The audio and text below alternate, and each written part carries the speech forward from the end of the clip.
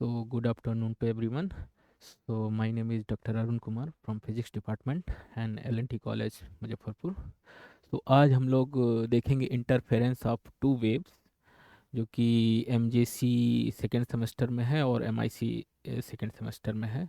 दोनों चूँकि common topic है इसलिए मैंने ये टॉपिक चूज किया है आज. तो आज हम लोग इंटरफेरेंस ऑफ टू वेव्स, तो इसकी क्या कंडीशन होती है इंटरफेरेंस की, तो यहाँ पे मैं लिख रहा हूँ. पहला कंडीशन क्या है, दोनों की सेम फ्रीक्वेंसी होनी चाहिए. सेम फ्रीक्वेंसी होनी चाहिए, दोनों वेव्स की सेम फ्रीक्वेंसी होनी चाहिए. दूसरा, सेम नियरली सेम एम्पलीट्यूड होना चाहिए.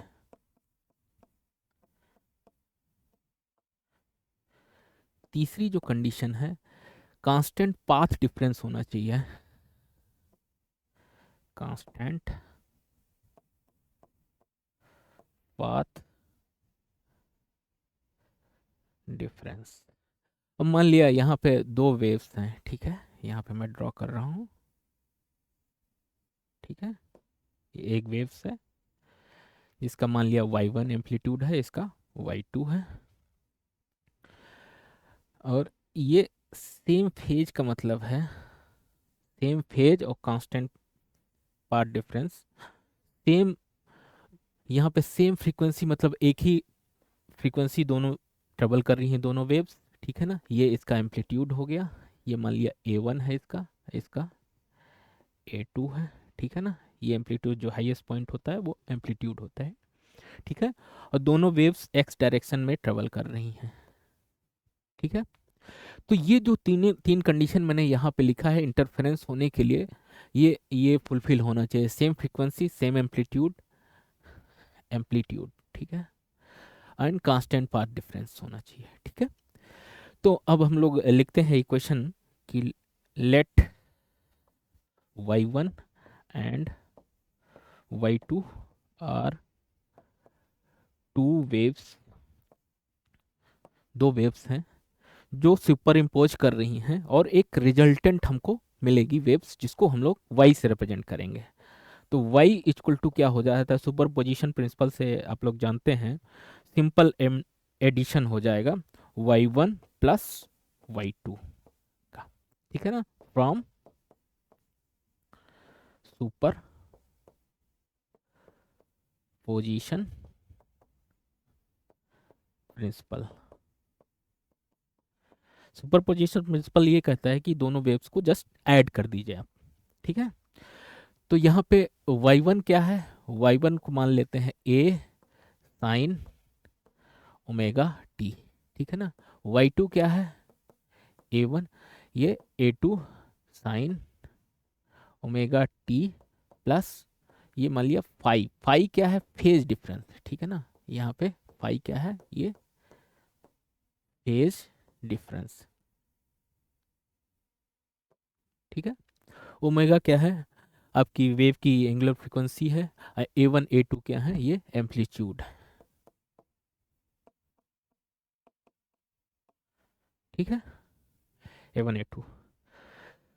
तो इसको जस्ट हम लोग को रिजल्टेंट निकालना है. रिजल्टेंट निकालने के लिए हम लोग क्या करेंगे, y equal to y1 plus y2 कर देंगे.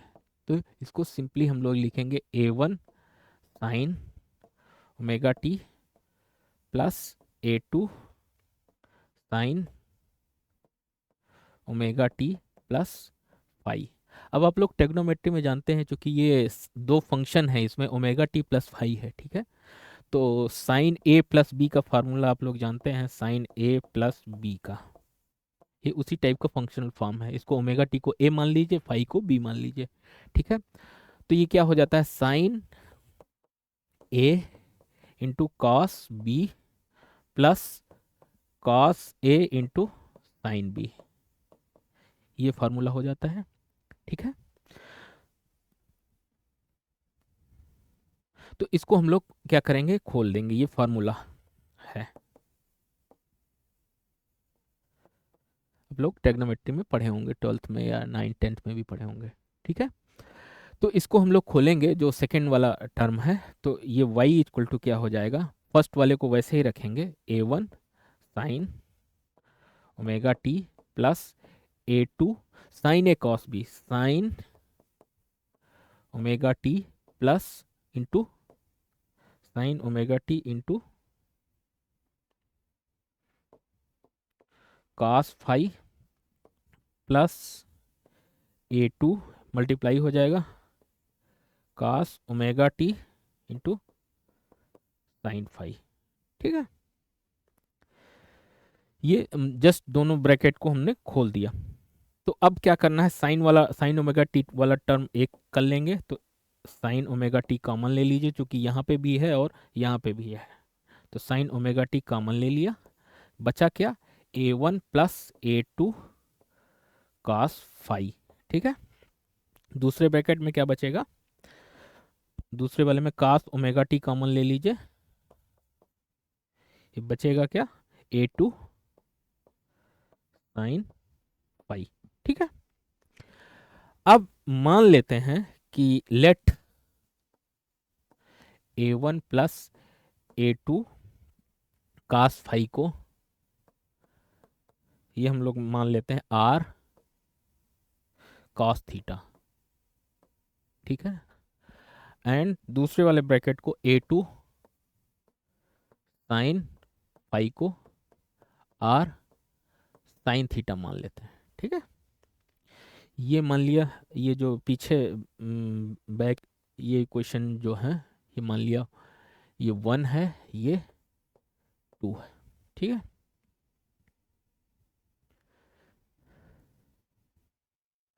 अब क्या करना है, यहाँ पे आर थीटा क्या है, where R and theta are new constant, ये भी कांस्टेंट ही है। ठीक है, तो हमारी इक्वेशन क्या बन गई, अगर इनको सब्स्टिट्यूट करेंगे ये वैल्यू, तो y equal to R sine omega T cos theta plus R R cos omega T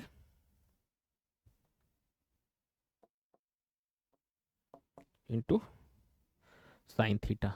ठीक है, ये बचा, तो ये एक्चुअल में क्या लिखा हुआ है, ये जो साइन ए कॉस बी वाला फार्मूला लगा देंगे, तो R sine omega T plus theta, ये इक्वेशन हम लोग की वैसी हो गई जैसे A two sine omega T जो हम लोगों ने प्लस फाई लिया था, तो उसी फॉर्म में ये आ गई, एक यहाँ पे न्यू कांस्टेंट आर आ गया है। ठीक है ना, तो रिजल्टेंट हमारी क्या आ गई, तो this is same as the old equation जिसको हम लोग यहाँ पे लिखे थे, ये जो ये दूसरी इक्वेशन है ये वाली, इसको मान लिया ए मान लेते हैं। ठीक है, तो इसी के आगे चलते हैं। तो अब क्या करना है, ये इक्वेशन जो वन एंड टू है इनको स्क्वायर कर दीजिए दोनों साइड में और जस्ट ऐड कर दीजिए, तो क्या हो जाएगा, R square cos square theta plus R square sine square theta, तो cos square theta plus sine square theta is one. ठीक है ना, तो ये लेफ्ट साइड में क्या बचेगा, स्क्वायर बोथ साइड्स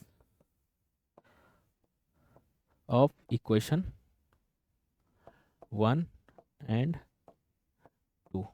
ठीक है, एंड देन ऐड, दोनों को ऐड कर देना है। ठीक है ना, तो ये क्या बच जाएगा, R square cos square theta plus R square sine square theta equal to क्या हो जाएगा, A one plus A two cos phi का square plus A two sine phi का स्क्वायर। ठीक है, ये दोनों दोनों ब्रैकेट, तो cos square theta plus sine square theta दोनों में आर कॉमन है, तो ये क्या हो जाएगा, आर स्क्वायर इक्वल टू क्या हो जाएगा, इसको खोलेंगे हम लोग, थोड़ा सा रीअरेंज करेंगे इसको, इसी तरह से cos square five plus sine square five one हो जाएगा, तो ये बचा क्या, तो ये कुछ इस टाइप का इक्वेशन बच जाएगा, A one square plus A two square plus 2a1 a2 cos phi. ठीक है, तो आप लोग जानते हैं कि जो इंटेंसिटी होती है, intensity intensity is basically square of the amplitude होती है, जो कि आर स्क्वायर के, आर क्या है यहाँ पे, एम्पलीट्यूड है। ठीक है ना, जो हमारा रिजल्टेंट आया, स्क्वायर ऑफ द एम्पलीट्यूड। अगर ये प्रोपोर्शनलिटी कांस्टेंट को हटाएंगे तो इसमें एक कांस्टेंट आ जाता है जिसको हम लोग के से रिप्रेजेंट कर सकते हैं, तो आई इक्वल टू के आर स्क्वायर। ठीक है, तो ये आप लोग जानते हैं कि intensity just square of the amplitude होता है। ठीक है, तो इसी तरह से इसको I1 I2 के फॉर्म में अगर लिखेंगे तो ये कुछ इस टाइप का रिजल्टेंट इंटेंसिटी आ जाएगा हमारा, आई इक्वल टू, ये हो जाएगा के A1 स्क्वायर प्लस के A2 स्क्वायर प्लस के square into A1 A2 cos phi. ठीक है ना, के जहाँ पे क्या है, कांस्टेंट है। ठीक है, तो I1 and let I1 and I2 are the intensity of the two waves, then इनको I1 I2 के फॉर्म में हम लोग क्या ऊपर इक्वेशन को क्या लिख सकते हैं, I इक्वल टू, एम्पलीट्यूड लिखा हुआ है ये, तो इसको ऐसे लिख सकते हैं, I equal to I1 plus I2 plus 2 square root of I1 into square root of I2 into cos phi. तो ये हमारी जो रिजल्टेंट इक्वेशन आई, यहाँ पे हम लोग क्या देख रहे हैं कि जो इंटेंसिटी होती है, रिजल्टेंट इंटेंसिटी है, वो हमारे ये फाई पे डिपेंड करती है। फाई हमारा क्या था, फाई हमारा फेज डिफरेंस था। तो रिजल्टेंट इंटेंसिटी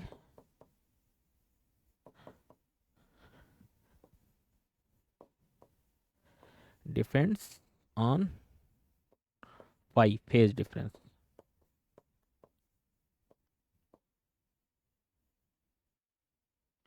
यहाँ पे फाई हमारा फेज डिफरेंस है। तो ये I1 I2 तो इंटेंसिटी होगी फर्स्ट वेव की, सेकेंड वेव की, ये स्क्वायर रूट हो गया, और ये डायरेक्टली प्रोपोर्शनल टू ये हमारा क्या है, cos फाई पे डिपेंड कर रहा है। ठीक है, तो ये एक फार्मूला है जो कि हमारा रिजल्टेंट इंटेंसिटी का आया, जो इंटरफेरेंस के बाद टू वेव्स का। ठीक है, अब हम लोग को देखेंगे कि इसकी हमारी इंटेंसिटी मैक्सिमम कब होगी और मिनिमम कब होगी। तो मैक्सिमम और मिनिमम की दो कंडीशन है, मैक्सिमम तब होगी जब कंस्ट्रक्टिव इंटरफेरेंस होगा, और मिनिमम कब होगी, जो डिस्ट्रक्टिव इंटरफेरेंस होगा। ठीक है ना, तो ये कंडीशन हम लोग देखते हैं फॉर कंस्ट्रक्टिव इंटरफेरेंस।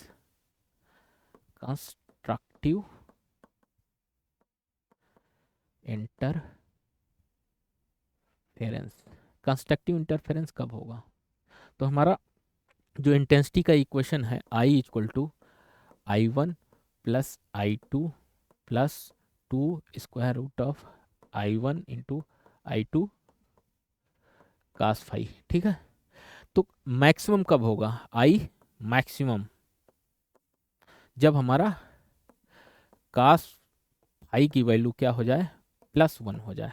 ठीक है, +1 कब होगा, जब फाई की वैल्यू क्या होगी, फाई इक्वल टू 0 डिग्री होगी, 2 पाई होगी, 4 पाई होगी, इस टाइप से। ये यहाँ पे हम इन कंडीशन में हम लोग को cos फाई की वैल्यू +1 मिलेगी। ठीक है, तो इस कंडीशन में हमारा जो, तो इसको अगर सब्स्टिट्यूट करेंगे इस इक्वेशन में, मान लिया ये इक्वेशन 3 है। ठीक है, तो यहाँ पे हमारे आई मैक्सिमम की कितना आ जाएगा, आई मैक्स। ठीक है ना, तो I1 plus I2 plus 2 square root of I1 into I2, तो ये मैक्सिमम है। मैक्सिमम के लिए हमारा cos फाई को 1 होना पड़ेगा। ठीक है, तो अब क्या करेंगे, ये एक्चुअल में क्या लिखा हुआ है, ये इस टाइप का लिखा हुआ है, ये root I1 plus root I2 का होल स्क्वायर लिखा हुआ है। ठीक है ना, ए प्लस बी का होल स्क्वायर लिखते हैं तो A square plus B square plus 2ab आता है, ठीक है। तो उसी को मैंने इसके स्क्वायर के फॉर्म में लिख दिया, ठीक है।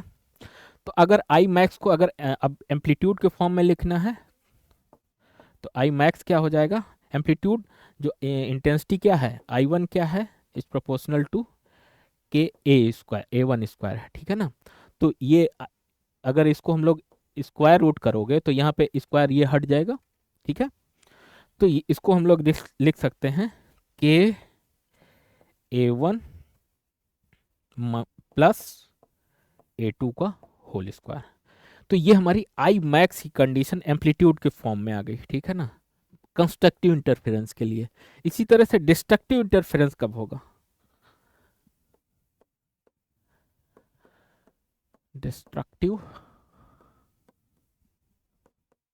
इंटर डिस्ट्रक्टिव इंटरफेरेंस का मतलब जो हमारी इंटेंसिटी क्या हो जाए, मिनिमम हो जाए। तो I equal to I one plus I two plus two square root of I one into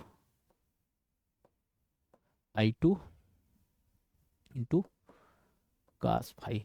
तो ये कब डिस्ट्रक्टिव इंटरफेरेंस होगा, तो आई क्या हो जाएगा, मिनिमम हो जाएगा। आई मिनिमम की क्या कंडीशन है, कास फाई को क्या हो जाना चाहिए, -1, ठीक है। तो -1 किन कंडीशन में मिलेगा, पाई की वैल्यू, ठीक है, 3 पाई 5 पाई जो इवन ऑड वाले टर्म होंगे वो हमारा कास फाई -1 देंगे, ठीक है ना। तो इस पे अगर रखेंगे कास फाई -1 तो आई क्या हो जाएगा, I one plus I two, यहाँ पे -2 square root of I one into I two, ठीक है। तो ये एक्चुअल में क्या लिखा हुआ है, square root of I one minus square root of I two का होल स्क्वायर लिखा हुआ है, ठीक है ना। आई मिनिमम, ये मिनिमम है, ठीक है। अब अगर इसको एम्पलीट्यूड के फॉर्म में हम लोग लिखेंगे तो आई मिनिमम क्या हो जाएगा, के ए वन माइनस ए टू का होल स्क्वायर, ठीक है ना। ये इक्वेशन मान लिया, इसको हम लोग कुछ इक्वेशन 3 मानने हैं, ये 4 है, इसको 5 मान लेते हैं, ये हमारा 3 ही था, ठीक है ना। तो ये 4 एंड 5 से हम लोग क्या पा रहे हैं यहाँ पे, फ्रॉम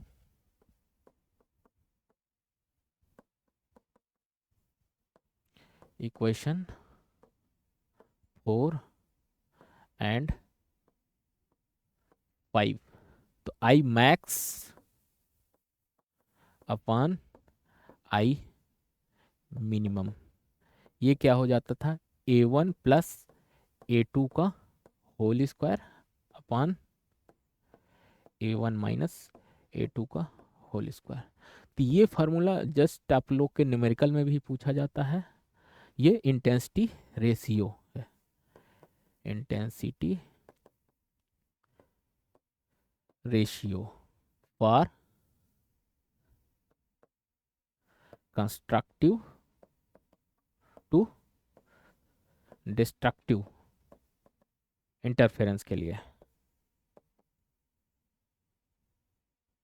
ठीक है। तो ये कंडीशन हम लोग को न्यूमेरिकल में भी काम आएगी, और इसको हम लोग अगर मैक्सिमम इंटेंसिटी हम लोग को निकालना है या मिनिमम, इनमें से कोई दो चीज़ दे के, जैसे ए वन ए टू दे के कोई दो चीज़ निकलवा सकता है, ठीक है ना। तो आप लोग इसके लिए प्रिपेयर रहिएगा, और यही फार्मूला फाइनल फार्मूला है जो कि हम लोग को मैक्सिमम इंटेंसिटी और मिनिमम इंटेंसिटी का रेशियो निकालना था, ठीक है ना, 2 वेव्स के लिए, ठीक है ना। तो यहाँ पे 2 कंडीशन शुरू में मैंने बताया यहाँ पे। तो आज हम लोगों ने इंटरफेरेंस ऑफ 2 वेव को डिस्कस किया, जो कि अगर इसको हम लोग डिस्क्राइब करेंगे तो हम लोग को चाहिए होगा कि सेम फ्रीक्वेंसी रहे, सेम एम्पलीट्यूड रहे और कांस्टेंट पार्ट डिफरेंस रहे, ठीक है ना। तो इसमें 2 वेव लेके हम लोगों ने उसको सुपरपोजिशन प्रिंसिपल लगाया, और हम लोग एक रिजल्टेंट वेव हम लोग निकाला कि y1 प्लस y2 हो जाएगा। इसको थोड़ा सा मैथमेटिक्स किया, और इसके बाद हम लोग को एक रिजल्टेंट हम लोग को इंटेंसिटी मिल गई, जो कि हम लोग को ये आई, हमारी intensity I equal to I one plus I two, 2i1 square root of i1 into I two cos phi. यहाँ पे हम लोग देख रहे हैं कि जो रिजल्टेंट इंटेंसिटी है 2 वेव की, वो हमारी डिपेंड करती है कास फाई पे, जो कि हमारा ये फेज डिफरेंस है, ठीक है। तो अब हम लोग दो कंडीशन डिस्कस किए। पहली कंडीशन क्या थी, जो कंस्ट्रक्टिव इंटरफेरेंस था। दूसरी कंडीशन जो थी हम लोग डिस्ट्रक्टिव इंटरफेरेंस था। ठीक है ना। तो ये दो कंडीशन हम लोगों ने डिस्कस किया। इसके बाद हम लोग इनका देखे कि रेशियो क्या आता है। तो आई मैक्स अपन आई मिन का A1 + A2 का whole square upon A1 - A2 का। और ये मैंने इसलिए यहाँ पे डिस्कस किया कि इसमें न्यूमेरिकल भी पूछे जाते हैं आप लोग के, और ये एक डायरेक्ट एक फुल क्वेश्चन भी पूछा जाता है आप लोग के सेकंड सेमेस्टर में। तो आज हम लोग यहीं तक रखते हैं, आगे फिर हम लोग नेक्स्ट क्लास में इसके आगे डिस्कस करेंगे। Thank you so much.